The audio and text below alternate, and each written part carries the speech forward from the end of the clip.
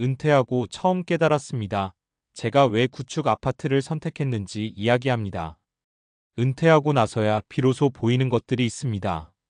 젊을 때는 잘 몰랐던 집의 의미, 생활비의 진짜 무게, 사람과의 거리, 그리고 매일 아침 눈 뜰 때 느끼는 이 동네가 나한테 맞는가 하는 묘한 감정까지요. 저도 퇴직 직전까지는 새 아파트가 최고지, 최신 시스템이 있어야 편하지라고 단순하게 생각했습니다. 그런데 막상 은퇴하고 나니 그때의 기준과 지금의 기준이 너무 다르더라고요. 지금 제게 중요한 건 반짝이는 신축의 감탄이 아니라 생활이 편해지고 돈이 새지 않고 사랑과 동네가 나를 편안하게 해주는지였습니다. 그래서 오늘은 은퇴 준비 중이거나 은퇴 직전이신 분들 혹은 이미 은퇴했지만 지금 사는 집이 맞는지 고민하시는 분들께 제가 왜 신축 대신 구축 아파트를 선택했는지 그리고 그 과정에서 깨달은 것들을 편하게 이야기해 보려고 합니다. 1. 은퇴 후 집을 보는 기준이 완전히 달라진다. 은퇴 전엔 집을 고를 때 투자 가치라는 단어를 제일 먼저 떠올렸습니다. 하지만 은퇴 후엔 기준이 완전히 바뀝니다. 앞으로 벌 돈보다 지금 가진 돈이 훨씬 중요해진다. 지출이 줄어드는 구조인지가 가장 큰 선택 기준이 된다.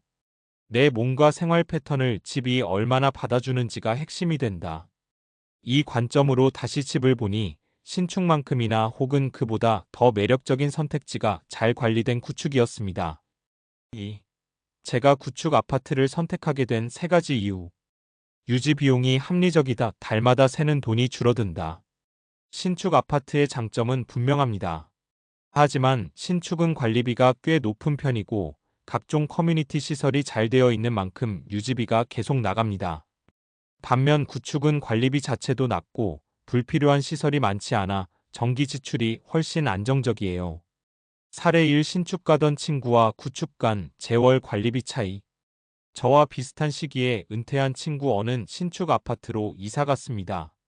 저는 25년 차 구축으로 들어갔고요. 친구 A 관리비 평균 28만 32만 원. 제가 사는 구축 관리비 평균 13만 16만 원. 물가가 계속 오르는 요즘 10만 원이라도 아끼면 한 달 장보기 한 번은 해결됩니다. 은퇴 후엔 이 차이가 체감적으로 정말 크게 느껴지더라고요. 동네와 생활 인프라가 이미 성숙해 있다. 집보다 주변이 더 중요해진다. 은퇴 후엔 집 안보다 집 밖에서의 삶이 더 크게 작용합니다. 병원, 마트, 시장, 은행, 공원까지 걸어서 닿는 범위가 넓을수록 생활이 훨씬 단순해지고 스트레스가 줄어요. 신축 단지는 종종 외곽에 조성되기도 해서 인프라가 자리 잡으려면 시간이 필요합니다. 반면 구축은 이미 오랜 시간 주민들이 생활하며 동네 자체가 완성되어 있어요. 사례 2 병원 덕분에 진짜 큰 고생을 피한 일. 우리 동네엔 오래된 내과와 정형외과가 두세 군데씩 걸어서 10분 안에 있습니다. 은퇴 후 무릎이 안 좋아져 병원을 자주 갔는데 만약 차를 타고 2030분씩 이동해야 했다면 아마 지금보다 훨씬 힘들었을 겁니다. 제가 신축보다 구축을 선택한 가장 현실적인 이유 중 하나가 바로 이겁니다.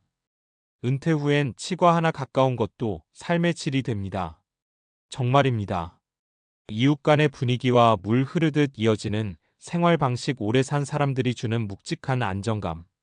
저처럼 비교적 나이가 있는 세대에게는 이웃과의 관계도 무시할 수 없는 요소입니다. 은퇴 후엔 집에 머무는 시간이 길어지니까 이웃이 주는 공기가 꽤 중요해요. 구축 단지의 좋은 점은 오랫동안 사는 분들이 많다 보니 동네 문화 자체가 조용하고 안정적이라는 겁니다.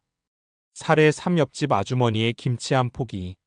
이 집으로 이사 오고 얼마 지나지 않아 옆집 아주머니가 김치 한 포기를 나눠주셨어요. 그렇게 시작된 인사가 지금은 복도에서 만나면 서로 근황도 묻는 편안한 관계가 되었죠. 누군가는 별거 아니라고 할 수도 있지만 은퇴 후엔 이런 관계 하나가 큰 위안이 됩니다. 신축처럼 단번에 새로운 사람들만 모여 사는 구조보다 구축처럼 시간이 쌓여 자연스러운 분위기가 만들어진 곳이 더 맞았습니다. 3. 구축 선택이 주는 장점들. 은퇴 후 관점에서 보면 더 뚜렷해진다. 비용이 안정적이다. 생활 인프라가 이미 다 갖춰져 있다. 동네 주민 구성과 분위기가 편안하다. 리모델링으로 나만의 집을 만드는 재미도 있다. 교통학군 등 이미 검증된 곳이 많다. 은퇴 후엔 화려함보다 꾸준함이 우선됩니다. 그래서 구축의 장점들이 오히려 또렷하게 보입니다. 4. 그렇다고 무조건 구축을 선택하라는 얘기는 아니다. 중요한 건 본인의 생활 패턴과 앞으로의 2020년을 어디에서 어떻게 보낼지입니다. 신축의 완벽한 편의성, 첨단 설비, 높은 단열 성능 등은 분명한 장점입니다. 하지만 은퇴 후 바라보는 집의 의미를 생각하면 꼭 신축이어야만 하는 건 아니라는 것, 그리고 구축이 생각보다 훨씬 합리적인 선택지가 될 수 있다는 걸 말씀드리고 싶었습니다. 5. 마지막으로 은퇴를 앞둔 분들에게 드리고 싶은 말. 은퇴는 집을 바라보는 관점을 바꿉니다. 젊을 때 집은 자산이지만 은퇴 후 집은 삶 그 자체가 됩니다. 저처럼 구축을 선택하게 될 수도 있고 반대로 신축의 편의성이 더 필요할 수도 있어요. 하지만 꼭 기억했으면 하는 건 단 하나입니다. 남들이 좋다는 기준이 아니라 은퇴한 내 삶에 맞는 기준이 따로 있다는 것.